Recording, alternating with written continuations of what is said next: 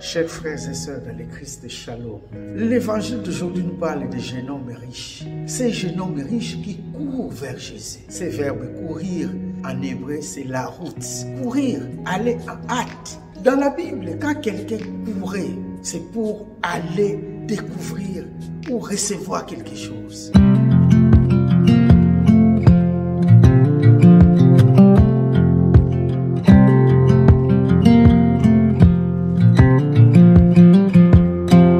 Ainsi, Marie court vite vers Élisabeth, chez Élisabeth, pour lui apporter la bonne nouvelle. Luc 1, 39. Marie-Madeleine court vite au tombeau pour aller voir où on a mis son Seigneur. Jean 22. Simon-Pierre et Jean courent vers le tombeau du Christ aussi pour aller découvrir ce que Marie-Madeleine a annoncé. Jean 24. Ainsi, dans l'évangile d'aujourd'hui, les jeunes hommes riches ont dit « Cours vers Jésus ». Tout essoufflé, c'est mis à genoux. Il court vers Jésus, essoufflé, à genoux. Et voilà la question, tout en restant à genoux. Il pose cette bonne question. Bon maître, que dois-je faire pour avoir la vie éternelle en héritage? Voilà une bonne question. Où les pharisiens posaient d'autres questions à Jésus, mais ces jeunes hommes posent une question judicieuse. Que dois-je faire pour hériter le royaume des cieux? Les jeunes hommes sont toujours à genoux quand ils posent cette question. Et Jésus lui répond aisément, tu connais les commandements. Pas de meurtre, pas d'adultère, pas de vol, pas de faux témoignages, ne pas faire du tort à personne, honore ton père et ta mère. Oh, ce jeune homme a dit, mais Seigneur, je respecte tout cela. Je respecte tout cela depuis mon enfance, depuis quand j'étais enfant.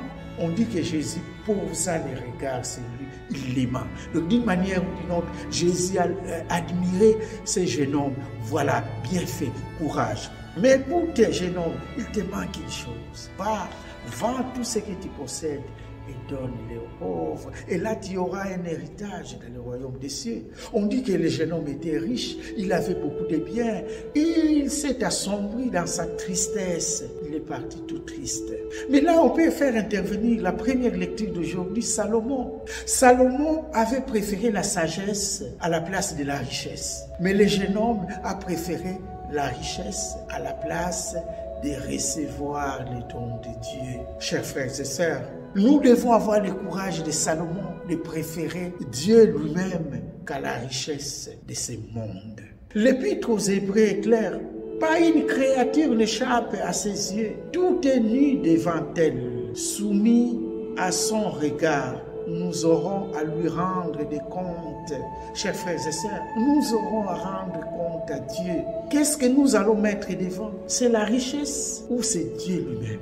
Parce que la richesse, quand on parle de la richesse de ces jeunes hommes riches, c'est cette richesse-là qui l'a attaché à ne pas voler plus loin pour aller vers Jésus. C'est cette richesse qui l'a attaché. Or, cette richesse peut être symbolisée par nos nombreux péchés, par le mal que nous faisons aux autres, par ceux qui font des séances occultes. Ce sont des richesses qui les empêchent à aller vers Jésus, ou aller entrer dans des loges, ou détruire les enfants d'autrui comme nous avons vu ces derniers temps. C'est quelque chose qui nous accable et qui peut nous empêcher à voir le vrai visage du Christ. Alors, chers frères et sœurs, Jésus, lui, nous appelle.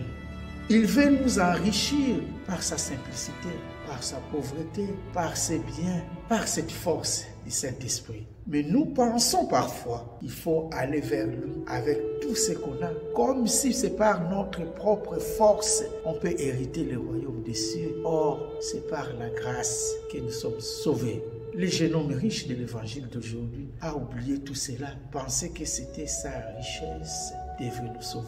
Et là, on peut faire intervenir même béatitude, heureux les pauvres de cœur, car le royaume des cieux est à eux.